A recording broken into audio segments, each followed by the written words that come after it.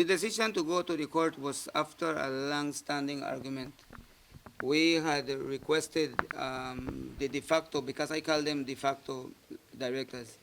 We had sent them petitions signed by Ken Farmers, which they declared that were signatures, false signatures. I believe that you can remember that Mhm. to the interviews that you got Mhm. before in Mhm. 2020, I believe. And we sent them letters. We sent them emails requesting them for a negotiation, attack, how we can negotiate on the table. But after seeing that the issues took was taking along, and all our letters that we sent were unheeded. We did not receive no responses from them. So at the end, I was expelled, and my followers, that were 34 other Ken farmers, were also expelled from the association.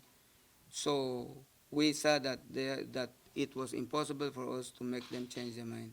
Then we decided to make a challenge at the Supreme Court of Belize. That is where we are finally now. That decision was handed down recently. Yeah, the decision that I received yesterday at around midday was the decision, a challenge that we took against the what the association put against us. No, they set up an injunction Mhm.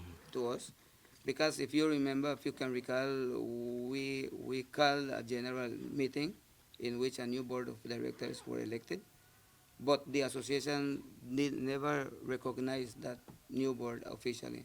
So what they did, they put us an injunction to the courts. So we decided to answer that injunction, and then we applied for a counterclaim, an ancillary claim, because we knew that the bylaws that they were using in 2019 were not legal bylaws.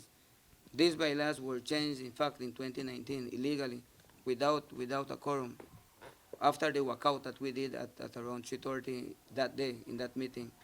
So we set up an adjournment, and the rest of the members that stayed, they approved a new set of bylaws, where they gave the powers to the surveillance committee to expel any member who goes against the directors. And I was the first one that I was expelled.